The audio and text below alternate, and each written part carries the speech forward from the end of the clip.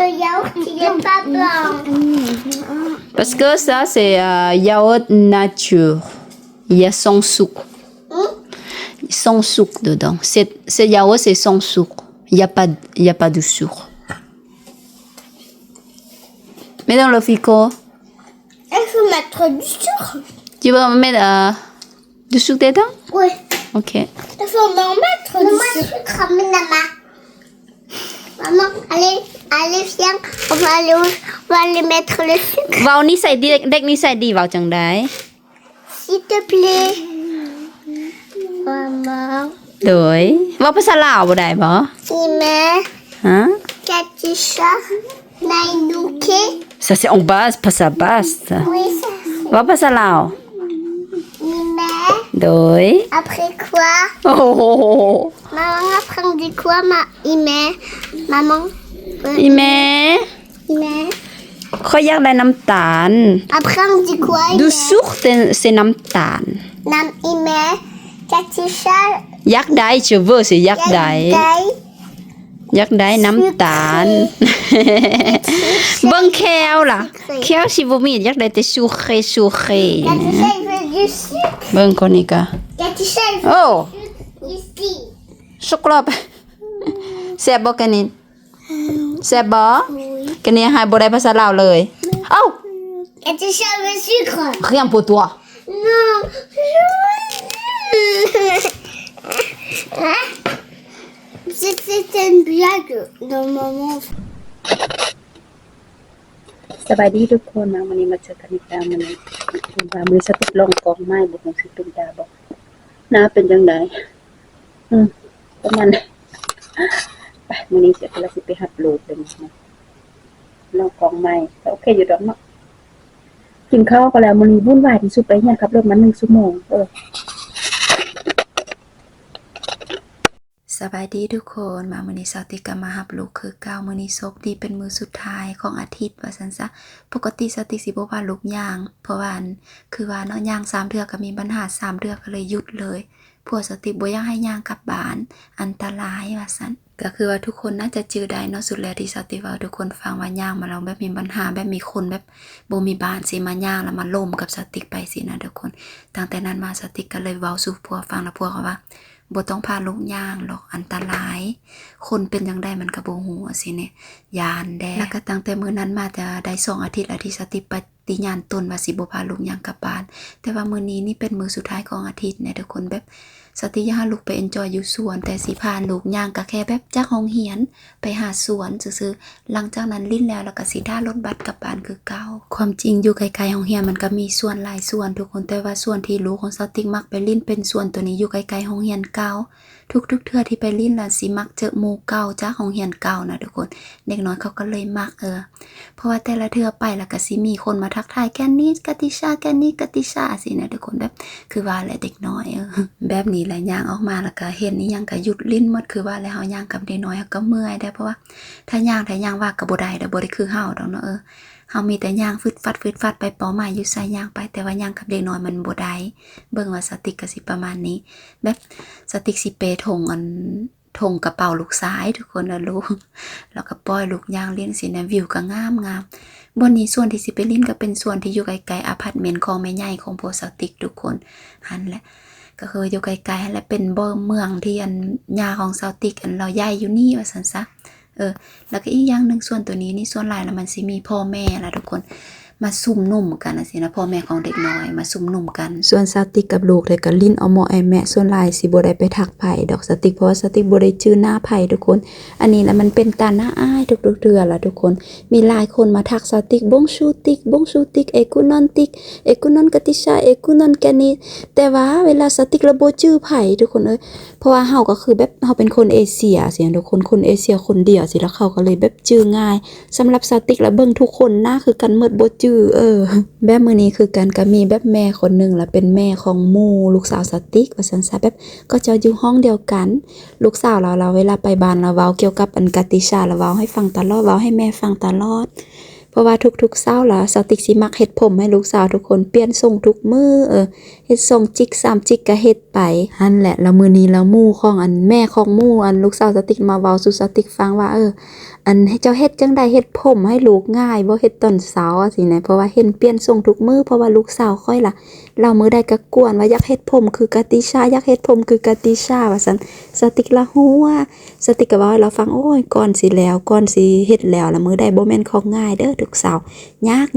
เฮ็ดผม2-3จิกก็สินะหั่นแหละแล้วก็มาล้มแล้วก็มาถามว่าจังซั้นจังซี่สิอย่ามาคุยแล้วว่าค่อยดีใจที่สุดที่ลูกสาวค่อยมีหมู่สินะแบบอันอยู่โรงเรียนสิเราถามสติ๊กเป็นอะไรกะติชาก็เว้าให้ฟังบ่ว่ามีหมู่อยู่โรงเรียนบ่แต่บัดนี้ลูกสาวของสติ๊กละเว้าแต่ว่าบ่มีหมู่บ่มักไผก็สิตลอดทุกมื้อแต่สติ๊กก็เข้าใจลูกสาวเพราะว่าลูกสาวสติ๊กเป็นคนที่ปากแข็งสินะปากบ่ตรงกับใจคือสติ๊กเลยแหละเป็นคนปากแข็งได้หน่อยนึงก็เลยว่าว่าบ่มีหมู่ความจริงหมู่มีแม่นี่ก็สภาพสติ๊กรับลูกทุกมื้อก็สิเป็นแบบนี้เด้อคนเห็นบ่สภาพสติ๊กนั่งท่ารถอันนี้หลังจากลิ้นส่วนแล้วก็นั่งท่ารถบ่อยากย่างกลับบ้านยานมันสิเกิดเหตุการณ์บ่คาดฝันอีหยังสิแน่ทุกคนมันก็เป็นตาย้านแด้แหละเพราะว่าอยู่ต่างประเทศคือว่าแล้วเป็นตาย้านทุกคนคนมาในหลายรูปแบบว่าสินะคนบ่ดีเห็นบ่กลับบ้านมันก็แบบนี้คือเก่าอยู่บ้านก็อยู่อ้อมไอ้แม่สิทุกคนหลังจากอัน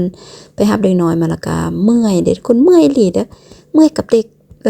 สติ๊กละเปกระเป๋าลูกชายก็บักหนักๆเด้ทุกคนเพราะมันมีทุกอย่างแล้วมันก็เลยหนักเห็นบ่อันนี้สภาพบ่มีหยังดอกลองกองไม้คือเก่า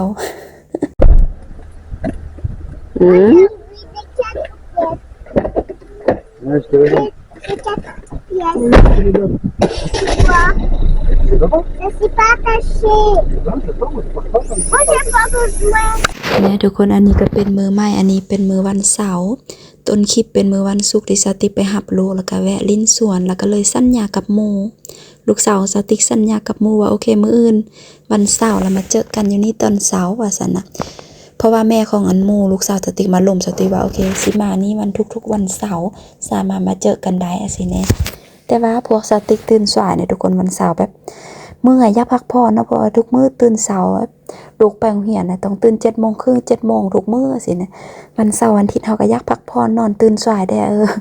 ก็เลยว่าโอเคนะตอนนี้นี่เฮ็ดคลิปประมาณ 2:00 ปลายก็คือพากันกินข้าวซอยแล้วละมาบ่เจอไผอยู่ในสวนแต่ลูกก็แฮปปี้คือเก่าก็แค่เพียงเขาได้ออกจากบ้านมากับพ่อแม่ลูกสติ๊กมีแฮปปี้แล้วทุกคนเอ้ยสติ๊กรู้สึกเสียใจอยู่เด้นี่ทุกคนเสียใจเที่ยนอาทิตย์แล้วที่สติ๊กไปอันลิ้นสวนสัตว์อยู่สเปนทุกคนเสียใจมันแพงทุกคนค่าเข้าสวนสัตว์90 ยูโรทุกคน4คน90 ยูโรเสียได้เงินเอาเท่าว่าแล้วแบบขับรถไป2ชั่วโมงครึ่งเกือบ3ชั่วโมงแล้วมันเมื่อยมื้อนั้นบ่ได้แฮปปี้หยังเลยทุกคนโอเคลูกชายกับลูกสาวสติ๊กก็ยังว่าโอ๊ยสวนสัตว์อันนี้บ่เป็นตาหมาครั้งที่2มันน่าเบื่อใหญ่อยู่สวนสัตว์ใหญ่แท้ใหญ่ว่านี่แหละทุกคนเฮาขี่รถแบบ2ชั่วโมงคิดแต่ว่า2ชั่วโมงขี่รถอ้อมสวนสัตว์ทุกคนแบบมันโอ๊ยมันกว้างอยู่แต่มันบ่ม่วนมันบ่แฮปปี้ส่วนสัตว์กว้างแต่มันมีสัตว์น้อยสินะทุกคนมันก็เลยแบบสิมาครั้งทำอิฐแล้วก็ครั้งสุดท้ายสิบ่มาอีกแล้วเพราะว่าอยู่ไกลๆบ้านสติ๊กมันก็มีสวนสัตว์น้ำสิในสวนแบบอันเขาจะเอิ้นว่าเนี่ยหอพิพิธภัณฑ์น้ำสิสัตว์น้ำหอพิพิธภัณฑ์น้ำอีหยังวะหั่นแหละแล้วมันก็มีสวนสัตว์ฟาร์มสิลูกชายก็แฮปปี้แล้วมีบ่อนขี่ม้าอีหยังสินะสิบ่ไปอีกแล้วสวนสัตว์น่ะเสียดายเงินแพงอีกเงิน90 ยูโรทุกคนไปซื้อหยังกินก็ได้หลายพาลูกไปเที่ยวสวนสัตว์นั้นสวนสัตว์นี้มันก็ได้หลายแล้วไปขี่ม้าก็ได้หลายเลยทุกคนเฮ็ดกิจกรรมหลายอย่างเสียดายเงินอีหยังขี่รถก็เมื่อยไกลโพดนั่นแหละก็สิเป็นครั้งทำอีกแล้วก็ครั้งสุดท้ายแล้วติเพราะว่า90 ยูโรแพงกายขี่รถก็เมื่อยแล้วมันแพงแล้วก็มันบ่คุ้มค่าว่าซั่นซะสำหรับสติ๊ก90 ยูโรหรือถือว่าแพงแต่สำหรับคนอื่นบ่แพงสติ๊กก็บ่ฮู้แต่สำหรับอันนี้สติ๊กเว้าเฉพาะเคสของสติ๊ก90 ยูโรสำหรับสติ๊กถือว่าแพงแบบอันแล้วก็มันเมื่อยเด็กน้อยแบบเฮาได้ขี่รถเบิ่งสินะทุกคนแบบเบิ่งสัตว์มันก็ได้เบิ่งอยู่ใกล้ๆสินะก็คืออยู่ในคลิปวิดีโอที่สติ๊กเคยเห็นทุกคนเบิ่งอะไรทุกคนมันสวนสัตว์มันก็ได้ใกล้เฮาบ่ได้จับสัตว์สินะมันก็บางทีมันก็อังตาดีเฮาบ่ได้มีสิทธิ์ที่จับสัตว์มื้อนั้นก็คือลูกชายของสติ๊กอยากเบิ่งสิงโตแต่ว่าไปก็บ่ได้เบิ่งมันอยู่ไหนมันบ่ออกมาให้เบิ่งได้เบิ่งแต่เสือหั่นแหละแ แต่ก็บ่เป็นหยังเนาะทุกอย่างมีครั้งแรกทุกอย่างถ้าเฮาบ่มีครั้งแรกเฮาก็บ่ฮู้เลยว่ามันเป็นจังใด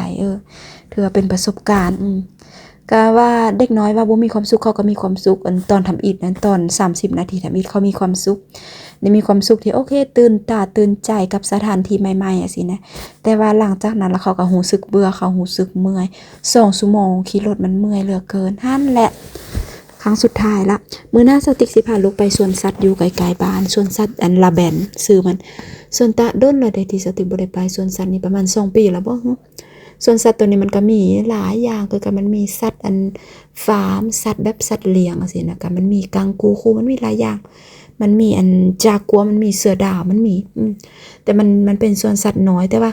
สวนสัตว์น้อยแต่ว่ามันมีสัตว์หลายกว่าสินะทุกคนอันนั้นก็น่าจะคุ้มกว่ามันก็บ่ได้แพงหลายค่าเข้าไปเขาเจ้าก็ไล่เป็นอายุคนหั่นแหละแต่ก็บ่เป็นหยังเสียแล้วก็เสียไปทุกคนก็คือมีข่าวดีก็คือพวกของสติ๊กหยุดเวียกแล้วแฮปปี้ที่สุดทุกคนสติ๊กแฮปปี้เลยว่าแฮปปี้ตอนที่พวกได้เฮ็ดเวียกก็แฮปปี้แต่ตอนพวกหยุดเวียกแล้วแฮปปี้หลายกว่าเก่าเพราะว่า1เดือนที่สติ๊กรับผิดชอบไปส่งลูกไปรับลูกอยู่โรงเรียนแล้วสติ๊กเมื่อยทุกคนเมื่อยแล้วก็ใจหายใจบ่ดีสินะทุกคนก็เลยวุ่นวายแล้ววันนี้เวลาสติ๊กอันหายแล้วสติ๊กละหายผัวหายลูกสินะผัวสติ๊กก็บ่เว้าสติ๊กฟังหลายเทื่อแล้วเป็นหยังเดือนนี้ละเจ้าหายแต่ว่าค่อยเฮ็ดเวียก12ชั่วโมงกลับมาแล้วเจ้าละหายแต่ว่าพอสติ๊กก็เว้าบ่ฮู้แต่หั่นแหละ แต่ก็ดีหั่นแหละเพราะว่าเฮาเบิ่งตัวเองเฮาบ่เห็นว่าเฮาหายเนี่ยทุกคนเนาะแต่พวกสติ๊กเราก็บอกว่าสติ๊กหายตลอดเป็นหยังต้องหายตลอดสติ๊กก็คิดว่าน่าจะเป็นแบบสติ๊กบ่เคยเฮ็ดในแบบนี้นะแบบทุกอย่างพวกสติ๊กรับผิดชอบหมดทุกคนบอกว่าไปรับส่งลูกเอาสินะแล้ว1เดือนที่พวกสติ๊กเฮ็ดเบียกทุกคนสติ๊กก็เลยแบบเฮ็ดหลายอย่างว่าซั่นจะไปรับลูกก็บ่ได้หลายอย่างดอกมีแต่ไปรับลูกนั่นแหละรับลูกแล้วแบบตอนเช้าพวกก็ไปส่งลูกรับลูกแล้วก็มันวุ่นวายหั่นแหละก็เลยใจหอนได้ย้านแบบเวลาที่เฮาอยู่ในรถบัสทุกคนเฮาก็ย้านมันก็เลยกระวนกระวายมันก็เลยแบบสติ๊กคิดว่าน่าจะเป็นความเครียดสะสมเนาะความเครียดสะสมแล้วเห็นเฮากระวนกระวายแล้วก็เลยแบบหายว่าซั่นไบโพล่าว่าซั่นซะเพราะว่าอันเวลาอยู่ในรถบัสเฮาก็ย้านลูกเฮาสิแบบรุดมือจังซั่นจังซี่ย้านที่เจอคนบ่ดีจังซั่นจังซี่ทุกๆมื้อต้องได้ลุ้นสินะทุกๆมื้อที่ไปท่ารถบัสรถเมล์นะหั่นแหละสติ๊กก็เลยคิดว่าตัวเองแบบอันมีความเครียดสะสมสิความเครียดหลายแล้วก็เลยแบบมันเอ็กซ์โพสออกมานะทุกคนแบบมีความเครียดแล้วก็เห็นเฮาแบบเป็นอารมณ์แปรปรวนสินะก็เลยมาลงใส่ลูกวันนี้หายโอเคความเครียดสะสมแล้ววันนี้เรามาหายใส่แต่ลูกแต่ผัวนั่นแหละก็สุขดีที่ผัวแบบเตือนสติเพราะว่าสติบอกผัวเองว่าโอเคอันถ้ามือใดสติบอกผัวตอนที่สติสิเริ่มเรียนขับรถทุกคนเพราะว่า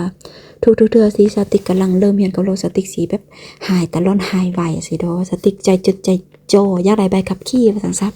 สติก็เลยเตือนผัวโอเคอันท่านมื้อใดที่ค่อยแบบโอเวอร์ลิมิตแล้วเจ้าเตือนค่อยเด้อเพราะว่ามันต้องเตือนกันนะเรื่องนี้ถ้าบ่เตือนมันสิมีปัญหาครอบครัวหั่นแหละแล้วผัวสติก็เลยบอกโอเคแบบมันตั้งแต่เจ้าเรียนขับรถเนี่ยเรียนขับรถแล้วก็ตั้งแต่1เดือนที่ผ่านมานี่แหละรู้สึกว่าเจ้าหายไวสิหายลูกไวหายค่อยไวสินะสติก็เลยโอเคน่าจะแม่นเพราะว่ามีหลายอย่างอยู่ในหัวหั่นแต่อันสติก็สุขดีหั่นแหละชีวิตคู่กับแบบนี้เราต้องบอกกันทุกคนถ้าบ่บอกกันแล้วมันก็สิมีปัญหาแต่สุขดีเฮาบอกเฮาแนะนำกันไว้สิมันจังบ่มีความปัญหาในชีวิตคู่ของเฮาว่าซั่นซะปัญหาครอบครัวนี่แหละสำคัญเด็กน้อยแล้วสมมุตินี้ฮู้ความเห็นพ่อแม่หายกันลูกเขาก็เข้าใจสติบ่อยากให้ลูกมีปัญหาทุก